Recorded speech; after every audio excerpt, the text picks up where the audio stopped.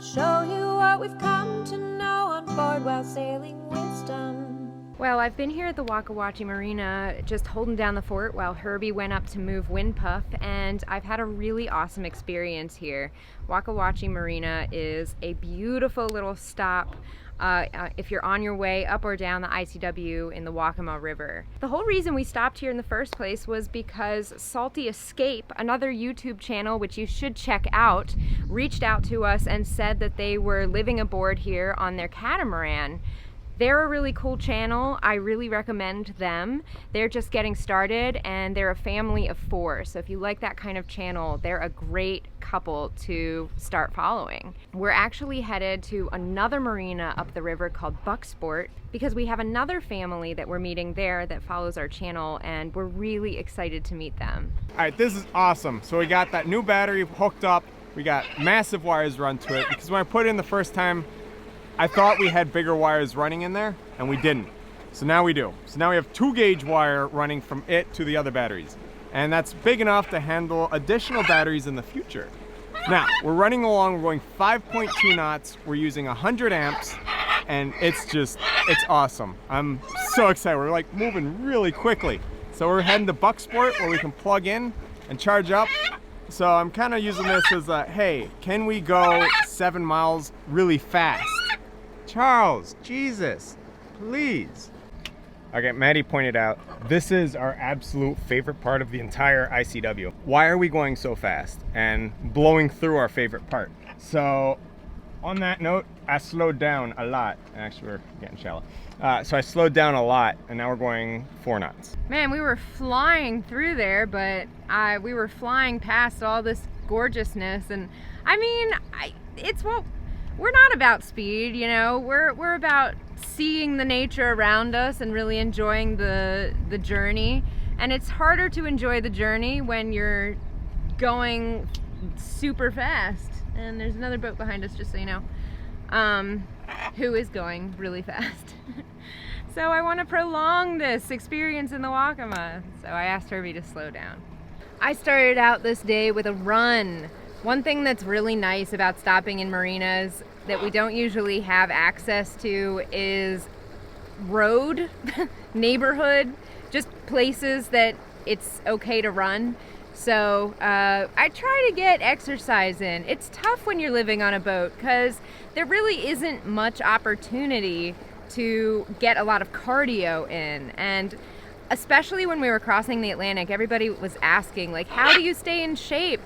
And the answer was we didn't when we were crossing the Atlantic. But now I'm making a really, I'm making extra effort to try to get back in shape, and it's working. But it requires places where I can actually get out and run. So marinas are really great that way. And the Waccamaw was especially great because it was just kind of tucked in. There was a lot of shade. The weather's getting super hot. So shade is important. Okay, earlier when we were going 5 knots, we were burning 100 amps. Now we're going 4 knots and we're burning 28 amps. Wow. Yeah. That's a really big difference. Huge. You might be wondering what that giant bag on our deck is. That is our staysail. We actually have hank-on sails. We don't do roller furling. So the only kind of downside of hank-on sails is that they look kind of funny when you have them bagged on the deck. We have the boom pulled out to the side, which looks a little funny too, but that's so that it doesn't shade the solar panels. So it's pulled out with a preventer. Everything that looks a little silly on our boat is like that for a reason.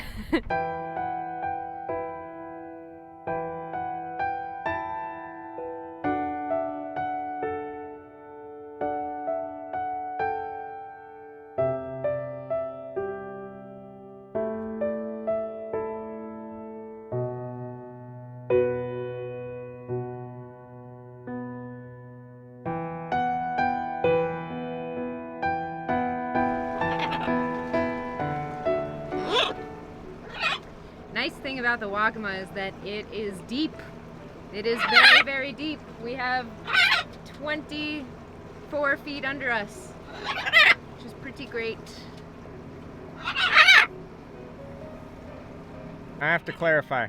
When I said we're running at 28 amps, what I mean is the batteries are giving up 28 amps. The motor's running at 40 amps, which is about 2.25 kilowatts around there. At 5 knots, we're using 5 kilowatts of power and 100 amps. So that's where those numbers get in there. So that additional power is coming from the solar panels. They're putting in a crap ton of power, which is pretty much giving us like half our power for free.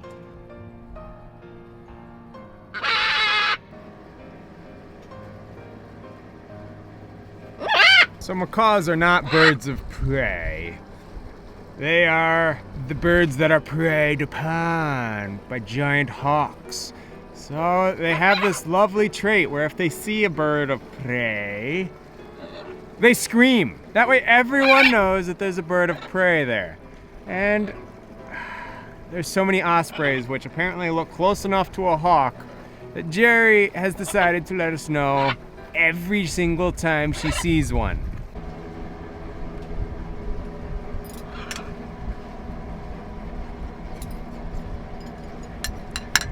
Thanks.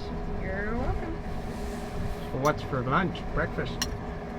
This is scrambled eggs with onions and spinach and garlic and mushrooms and hot sauce.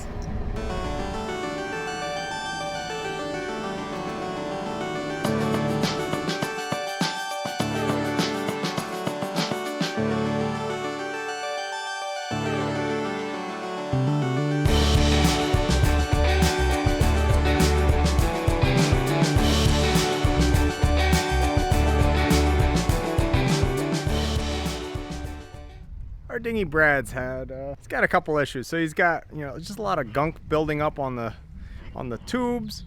He's got a whole bunch of leaks in the floor, and I keep patching them, and then they keep leaking. So every time you step in, it's like ankle deep in water. All the boards that you stand on, the non-skids rubbed off, so they're kind of slick. Just general, stuff that comes with age. He's 4 years old, and we use him really hard all the time. I'm gonna fix all those.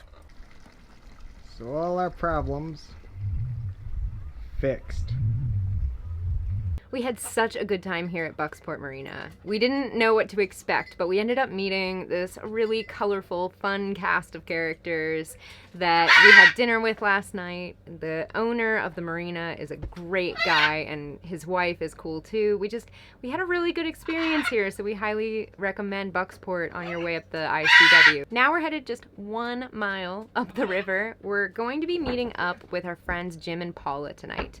Jim and Paula were really close friends from the marina that we started out in Baltimore. We haven't seen them in 5 years, and we're super excited to see them again tonight.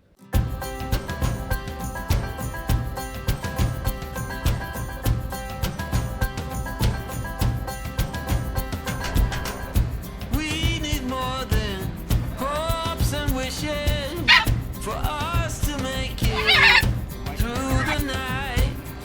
Stormy weather, weary eyes, hope to make it through the night. Before this night is over, I will guide you home. Okay, so Jeff at Bucksport Marina cut these labels out for us.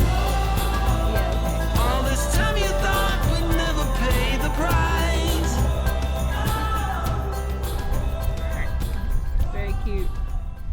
We anchored in this beautiful little kind of horseshoe off of the river where we anchored many years ago, and we just absolutely loved it. It's one of our favorite anchorages in the Waccamaw. We'll mark it on a map for you. Now, we're about to embark in a bit of a more challenging section of our journey. The next part is called the Rock Pile. There are 30 miles straight of just no anchorages, and the current's pretty intense, and it runs through Myrtle Beach. So this is gonna be a bit uncomfortable for us. We're gonna try to find a place to tie up or anchor along the way, because 30 miles is a stretch for us. With the electric motor and the lithium batteries and everything, we can go pretty far. We've done 28 miles before, but 30, I'm nervous about it. At 3 knots, that would take us 10 hours. So let's see how far we get. As soon as Herby gets the anchor up, I'm gonna go down below and make some lunch. He's cranking up there. We were in 10 feet of water here, 10 feet under our keel. So we had 70 feet of chain out.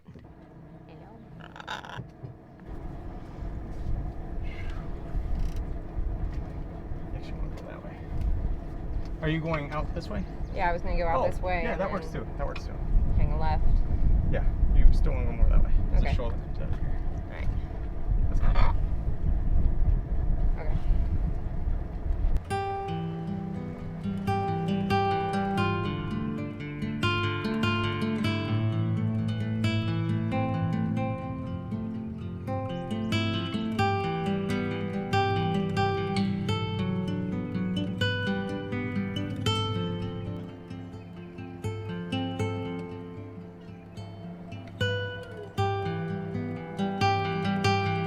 I think one of the big reasons why we love the Waccamaw so much, and thankfully still love the Waccamaw so much, is it was like this respite. It was a relief from the bottom, because the Waccamaw is like 20 to 30 feet deep everywhere, like right up to the trees. You'll still have about 20 feet under your keel. The switch from always being, I guess, bottom anxiety to everything is fine and just enjoy the scenery. It was just such a beautiful change, and I loved the Waccamaw for that. And when we came in again, it went from, you know, the shallow bottom to a nice deep bottom everywhere we go. I love it here.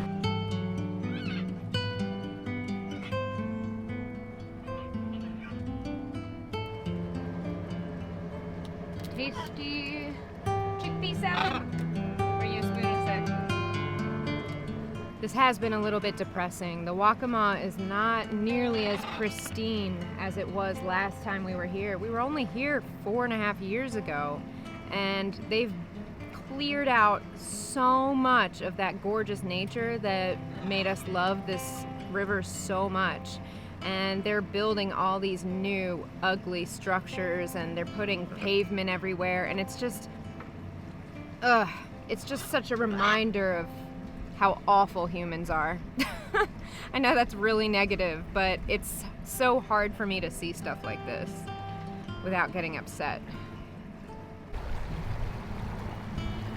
We're going through Myrtle Beach right now. It is not pretty, but we are now fighting a counter wind, and it's not good. So we're going to find a place to pull over and stop. We've gone about 10 miles?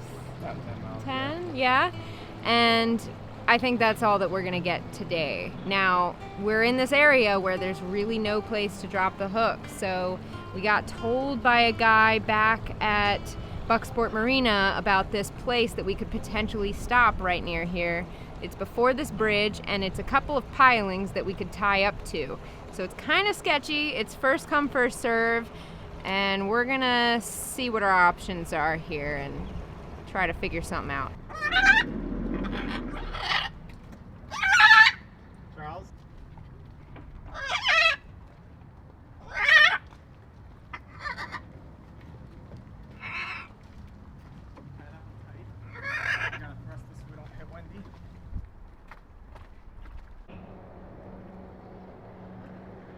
All right, now that we are tied up and attached to these dolphins in some manner, we're going to actually perfect it and become a little bit more comfortable. It's probably the weirdest tie-up we've ever done.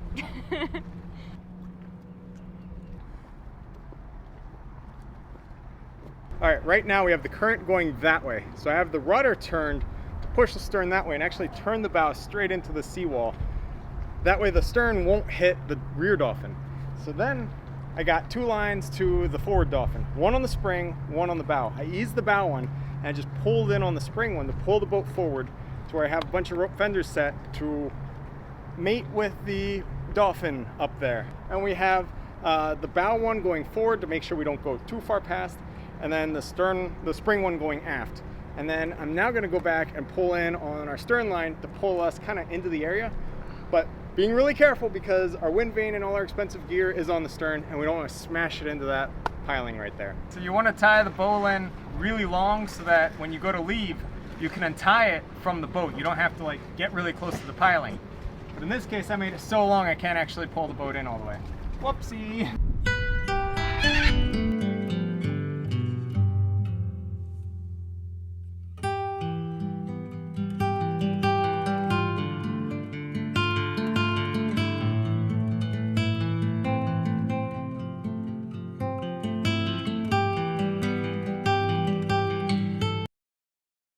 We're hitting a new state today.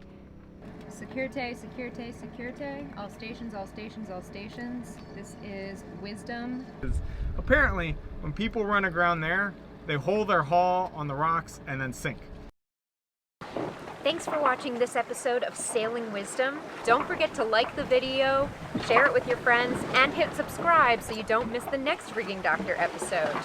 And if you're interested in even more Rigging Doctor awesomeness, consider becoming a patron to see all of our extras. Can't wait to see you next time as you join us out here on the high seas.